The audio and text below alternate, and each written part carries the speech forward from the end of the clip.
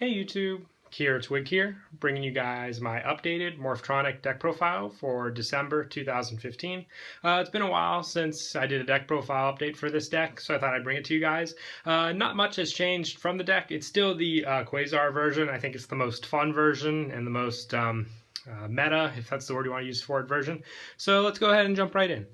I run 3 Morphtronic Selfon. He is the main card of the deck. He gets all your plays off, so you have to run 3 of him. You roll the dice, and whatever you roll, you reveal by excavating the top cards of your deck. And then you can special summon 1 level 4 or lower Morphtronic monster that you reveal with that. So if you get another Selfon, you can special Selfon and use the effect again. It's a really overall great card in the deck. And all Morphtronics have defense mode effects as well. While in defense mode, you can check the top cards of your deck just so you can see what cards you have on the way. And I also run 3 Morphtronic Boomboxen, probably the best level 4 to get. He can attack twice, so he's great for OTKing. And when he's in defense mode, he can negate 1 attack. So good to protect the Selfon, because that's the first thing that people go for. And I also run 2 Radion. Radion's good, just gives power. When it's in attack mode, all Morphtronics you control get 800 attack, and then in defense mode, it gives 1000 defense. So it can put Boomboxen at 2000k, and having a 2000k that can attack twice is pretty much half the life points gone right there for your opponent. And I also run 1 Slingin. Move this card around from 1 to 2 with Boomboxen, sometimes 2 Boomboxen, 2 Slingin. Just a good card for pop ability, clear the way of annoying cards. You tribute another Morphtronic to pop 1 card on the field. That's the attack mode effect, which is the more used effect that I go for with this card. The defense effect, basically, if it would be destroy, you can destroy another Morphtronic, just so you know if you want to get the Slingin effect off later. And I also run 1 Vacuumin.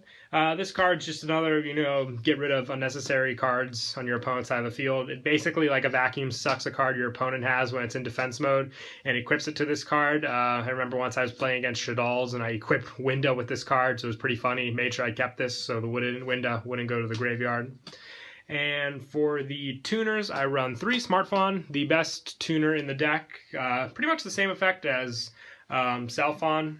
Except Smartphon lets you excavate and then add whatever Morphtronic card you get from your deck to your hand. So if you reveal Repair Unit with the card, unlike Selfon, you can't special summon, but you add to your hand, and adding Repair Units really helps.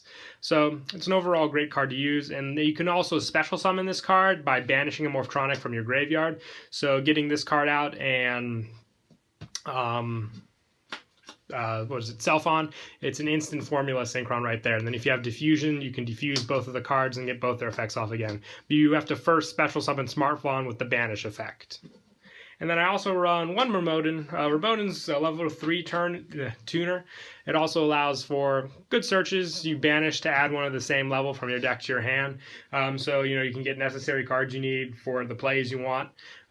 Just another good card, but I like running it at 1 because I do prefer Scopin over it. Scopin, basically, when you want attack mode once per turn, I can special summon 1 level 4 Morphtronic from my hand, but at the end phase destroy it.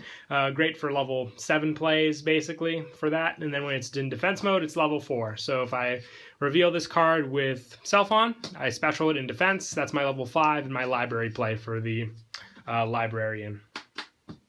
And I also run 2 Lantrons, just another level 1 tuner to run. The only level 1 tuners I do run are Smartphon, so just other options so I can, I'm always 1 level off when I'm going for my big synchro plays. So Lantron really helps. Not drawing it, though. That's the one time I regret having it in the deck, but you still need it, in my opinion. And I also run, for spells now, moving on, that's it for the monsters.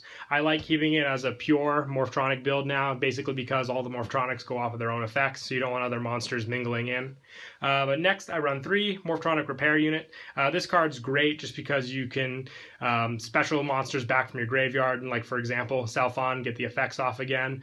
You basically just discard a Morphtronic card to special summon 1 from your graveyard. You can even special the one you discard. You just have to have another target in your grave to do that first. And I also run 3 Junk Box. It's pretty much a Monster Reborn for Morphtronics, except it's got no limitations, no effect negation.